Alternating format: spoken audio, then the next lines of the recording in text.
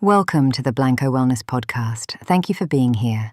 Take a breath, settle in, and let's talk today about a Japanese concept that is both simpler and more profound than most people expect. There is a word in Japanese that has no precise equivalent in English, which is perhaps part of why it has captured so much attention in the West. The word is Ikigai, pronounced Ikigai, and it is most commonly translated as reason for being or reason to get up in the morning. The translation is accurate enough, but tends to lead people toward the wrong picture. They imagine Ikigai as something grand, a world-changing mission, a singular calling that arrives with clarity and fanfare, the kind of purpose that makes someone's eyes light up when they describe it at a dinner party.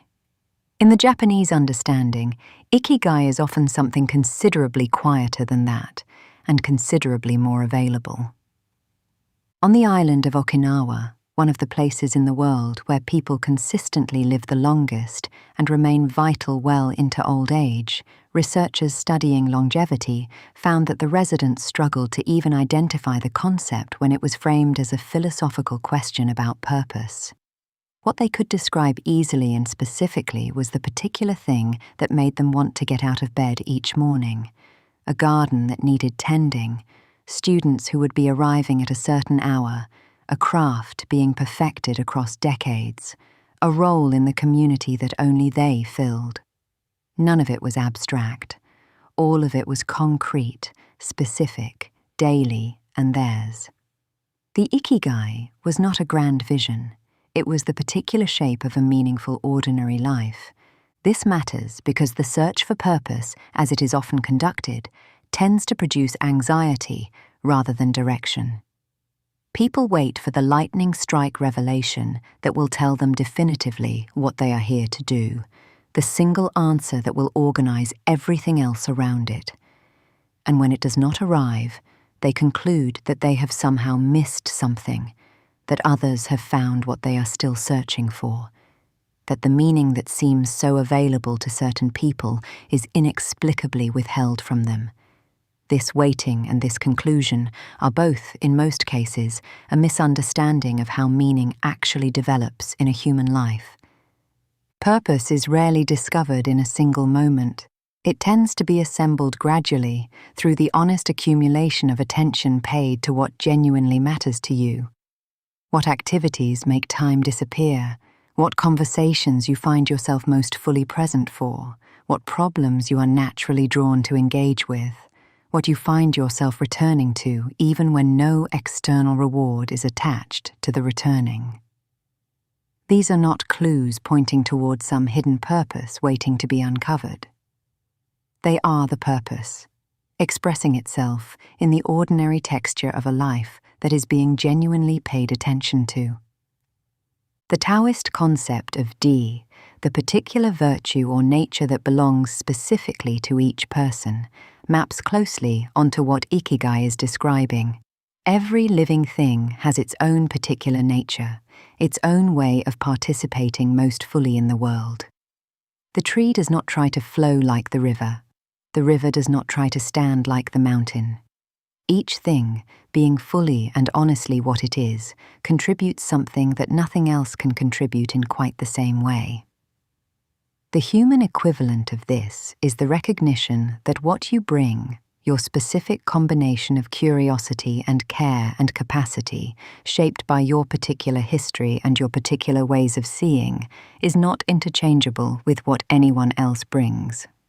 Your Ikigai is not a category. It is yours. There is also something worth examining in the relationship between purpose and happiness. These two things are often conflated, but they operate differently. Happiness is a state, pleasant, valuable, and temporary, as all states are. Meaning is more like a direction.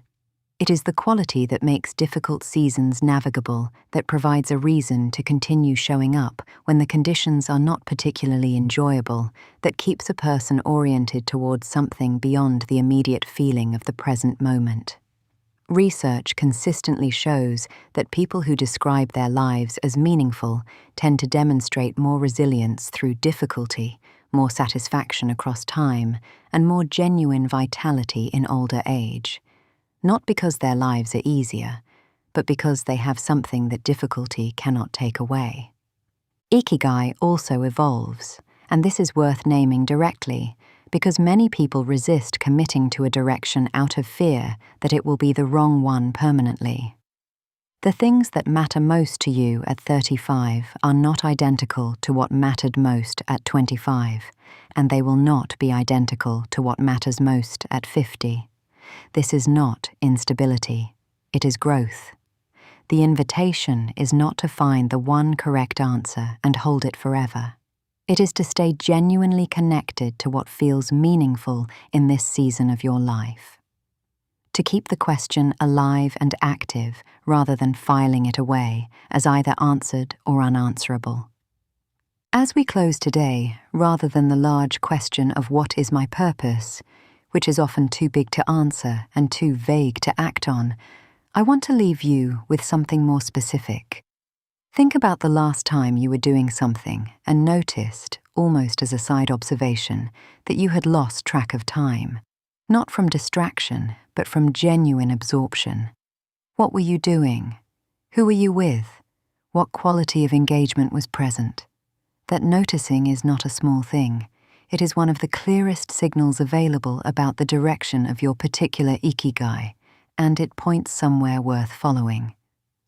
Thank you for being here with me today. Until next time, be well.